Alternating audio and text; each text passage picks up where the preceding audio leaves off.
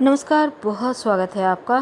कन्या राशि, लंबे समय से जीवन में बहुत सारी रुकावटें आपने देखी, मुश्किलें देखी। अब आप सोच रहे होंगे न शनिदेव की साढ़े साती है, न ढैया, फिर इतनी परेशानी क्यों है। देखिए, ये परेशानी अब आपकी समाप्त होने जा रही है, क्योंकि राहु अब मीन राशि से निकलकर कुंभ राशि में 18 मई को प्रवेश करेंगे। बस कुछ ही दिनों का और समय शेष बचा है।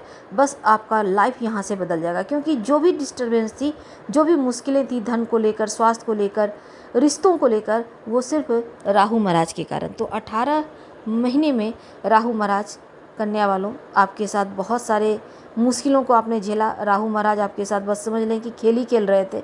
लेकिन अब 18 मई के बाद जैसे ही आपके सप्तम भाव से हटकर आपके छठे भाव में आएंगे, तब आप एकदम से आपकी लाइफ बदल जाएगी। बड़े बड़े परिवर्तन तो वैसे हो ही रहे हैं मई के महीने में, लेकिन चलिए हम समझते हैं कि क्या होगा।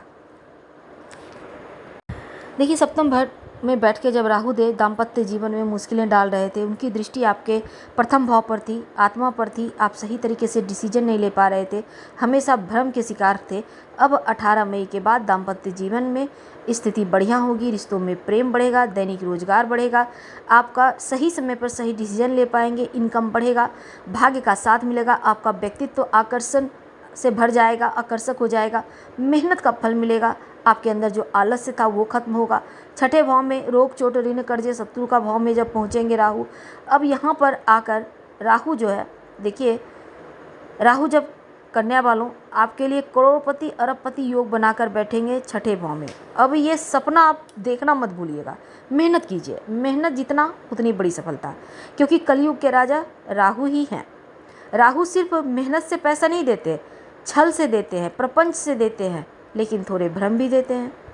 देखिए, आपके लिए छठे भाव में बैठे हैं तो जॉब में एकदम से बदलाव होगा, आप का प्रमोशन हो जाएगा, आपने सोचा नहीं था, आपको बेनिफिट मिल जाएगा, बेवजह के खर्चों पर कंट्रोल होगा, सप्तम भाव के नकारात्मक प्रभाव से पूरी तरह से आज़ादी मिलेगी।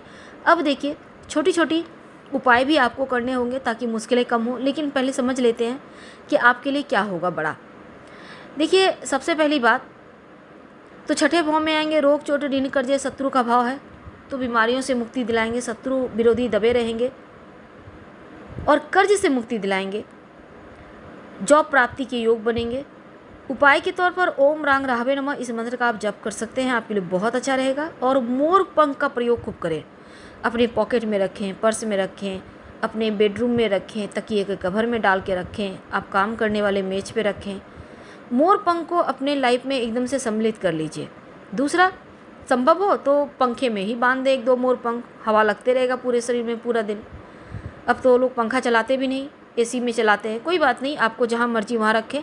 अब देखिए, एक और चीज़ है कि आप सफ़ेद कलर का जो चंदन का लकड़ी होता है, छोटा सा टुकड़ा ले लें, ब्लू कलर का धागा या कपड़े में लपेट कर अपने पास में रखना शुरू कर दें, तो आपके लिए बहुत अच्छा रहेगा। और शिव जी की आराधना कीजिएगा तो बहुत उत्तम रहेगा। तो 18 महीने का जो ये वक्त है आपके लिए बहुत अच्छा है। आप जितना ज़्यादा आप इसका फ़ायदा उठा सकते हैं, क्योंकि 14 मई के बाद देवगुरु बृहस्पति भी कर्म भाव में आने जा रहे हैं, तो बहुत सुंदर योग बनेगा। 2-2 ग्रह आपके लिए, बस ये समझ लें कि ब्रह्मा जी ही बैठे हैं आपकी किस्मत लिखने के लिए।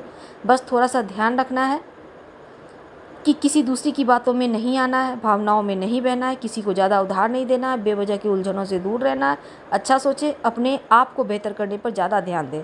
धन्यवाद, हम फिर मिलेंगे। प्लीज़ लाइक कर सब्सक्राइब करें।